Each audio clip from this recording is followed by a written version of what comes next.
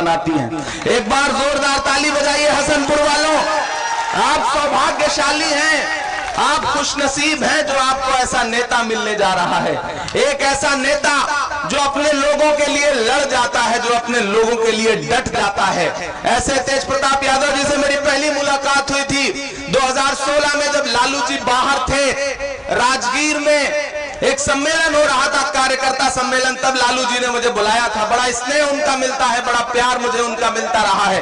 तब पहली बार मेरी तेज प्रताप जी से मुलाकात हुई थी। मैं यहाँ आज आपसे ये कहने आया हूँ, मैं जानता हूँ कि आप तेज प्रताप जी को जिता रहे हैं, किसी के आने की बहुत जरूरत नहीं है, लेकिन फिर भी हम अपना दायित्व समझते हुए अपने भाई के लिए आए हैं, क्योंकि हमें लगता है कि इस वक्त हमें जा करके तेज प्रताप के साथ खड़े होना चाहिए और पूरे देश को ये बताना चाहिए कि नीतीश कुमार, जो तुमने गद्दारी की थी, जो धोखा दिया था, ये बिहार की जनता है, ये हर गुनाह माफ कर सकती है, लेकिन गद्दारी नहीं माफ कर सकती। नीतीश कुमार नहीं माफ कर सकती। ये बिहार की जनता ने मन बना लिया है। और नीतीश कुमार, लॉकडाउन के दौरान हमें आपका वो शब्द याद है कि जब बिहार के लोग आ रहे थे, गुजरात से मार के भगाए जा रहे थे, दिल्ली के आनंद विहार बस अड्डे पर हजारों की तादाद में अपने बच्चों को लेकर के खड़े थे, तो तुमने पूरी बेशर्मी से कहा था कि बिहार में मत आना, जहां हो वहीं रहना, हम किसी को अपनी सरहद में घुसने नहीं देंगे। अरे नीतीश कुमार, बिहार तुम्हारी जागीर नहीं है, बिहार इस अवाम के खून पसीने से बना है। बिहार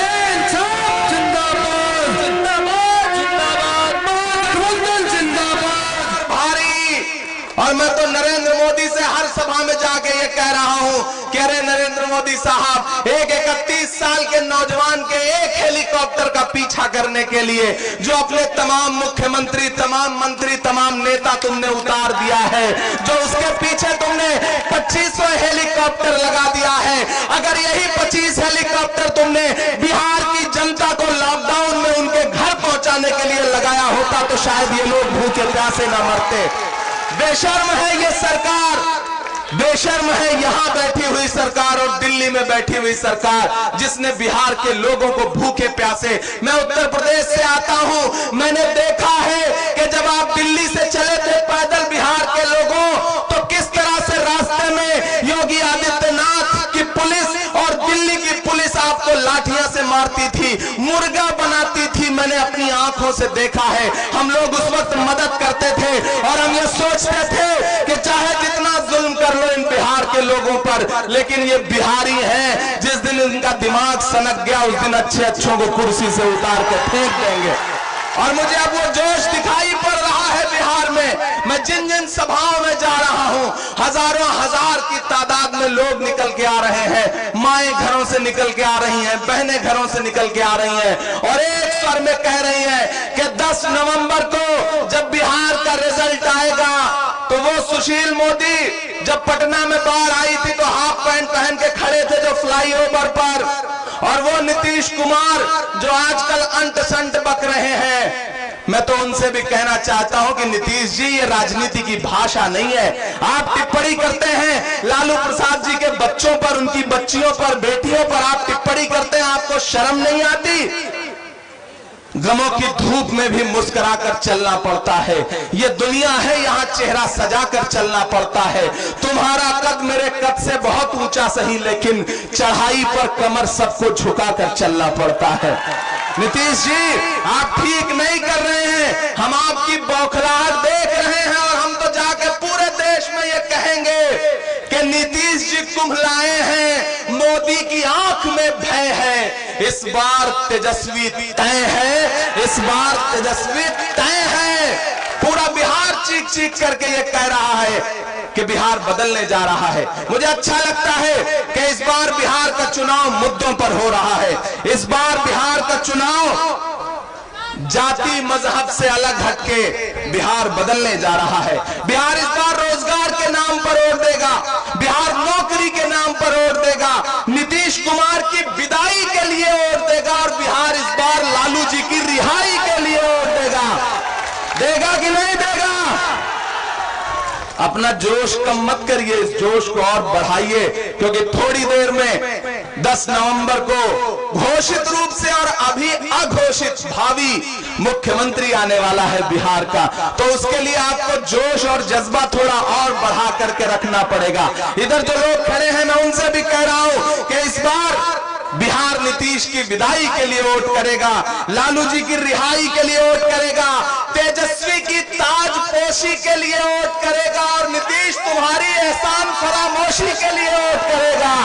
तुमने जो एहसान फरामोशी करी है उसके खिलाफ बिहार वोट करेगा।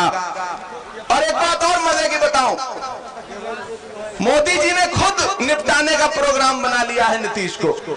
नीतीश इस बार फंस गए हैं। जब लालू जी ने 2015 में थाली में सौंप करके मुख्यमंत्री का पद दे दिया कि जाओ बन जाओ, फासिस्ट ताकतों से लड़ने के लिए हम तुम्हें आगे करते हैं, तुम मुख्यमंत्री बन जाओ, तो नीतीश कुमार ने गद्दारी कर दी थी।